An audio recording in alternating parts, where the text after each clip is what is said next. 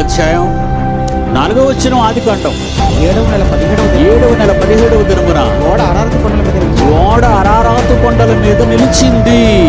France గేరే 1959లో విమానం మీద వెళ్ళి అరారాతు పర్వతాల మీద వెళుతూ, బైబిల్ నమ్మని వాళ్ళు వీడు, ఒకవేళ అరారాతు పర్వతాల మీద నోవహు కట్టిన ఓడ అవశేషాలు ఏవైనా దొరుకుతాయేమో అని వాడు అర్మేనియా నుంచి వాడు విమానంలో తిరుగుతూ అప్పుడు అరారాతు పర్వతాల గోపురాలన్నీ ఫోటోలు తీయడం మొదలుపెట్టాడు. ఆ చెక్కలను తీసుకెళ్ళిన తర్వాత ఈ నిపుణులు ఏం చేశారంటే, వాళ్ళు భూగర్భ శాస్త్రవేత్తలు ఈ దానిలో ఉన్న చితిసారకపు ప్రాణు యొక్క ప్రాణుల్ని వాళ్ళు టెస్ట్ చేసినప్పుడు అది 4360 సంవత్సరాలు క్రీస్తు పూర్వం కిందకి తినబడి లెక్క వేసి చెప్పారు. ఈ వాడలో ఉన్నటువంటి ఆ పీసెస్ తీసుకెళ్ళి వాడు దాన్ని ప్రపంచానికి చెప్తే, తొలి మానవుడు పుట్టిన తర్వాత ముందుకు తూర్పు వైపుకు వెళ్ళిపోయాడు బ్రతకడానికి. దేవుడు వాళ్ళని ఏదేదో తగిలిన తర్వాత తూర్పు భాగానికి వెళ్ళిపోవడం మొదలెడతారు. మీరు టర్కీ దేశం ఆసియాలో ఉంది. ఆసియాలో ఉన్న టర్కీలో ఏదైనా మనం ప్రారంభమైతే అదిగోండి అరారాతు పర్వతాలు, టర్కీ చూసారంటే అక్కడ అది కనపడుతుంది. నార్త్ కనిపిస్తున్నాడు. ఆ పర్వతం మీదే ఇప్పుడు మీకు కింద చూసిన బొమ్మలో చూడే ఒకసారి ఆ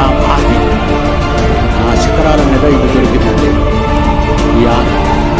దీన్ని ఏం చేసిందంటే 1987లో, బాగా వినండి, 1987 government confirms this is Noah's ark. Turkey దేశం అండి, మన ఆడదేశంలో ఒక అరారాతు పర్వతాలు ఆడదేశం మీద దిగిందండి ఇది. ఈ వాడు అక్కడ, దేవుడు అక్కడే దాన్ని దించాడు. అక్కడి నుంచి నోవాహు గారు దిగారు కిందకి. టర్కీ గవర్నమెంట్ ప్రకటించింది ప్రపంచమంతా. టర్కీ గవర్నమెంట్ డిక్లేర్ చేసింది. ఏమని డిక్లేర్ చేసిందంటే, దీన్ని ఎక్కడ పెట్టిందని తీసుకెళ్ళి నోవాహు ఆర్క్ని నేషనల్ పార్క్ అనే మ్యూజియంలో కూడా వాళ్ళు పెట్టారు. నీకు ఏదైనా డౌట్ వచ్చిందా? ఫ్లైట్ టికెట్ తీసుకొని వెళ్తావో, పరిగెట్టి వెళ్తావో, ఈదుకొని వెళ్తావో, నీదే లేట్. అక్కడ చూసి వచ్చి అది కాదో చెప్పు. What a wonderful Bible base, what a historical base. ఈ నోవాహు ఆర్క్ నేషనల్ పార్కులో ఈ ఓడని భద్రపరిచారు. నీకు అనుమానం ఉందా? జలప్రలయం రాలేదనుకుంటున్నావా? అబద్ధం అనుకుంటున్నావా? చూడు, నా అరారాతు పర్వతాలు లేవనుకుంటున్నావా? ఉన్నాయి. హిమాలయ పర్వతాల్లో ఎవరికి వెళ్ళిపోతాడు? అరారాతు పర్వతాల్లో ఎవరికి వెళ్ళిపోతారు?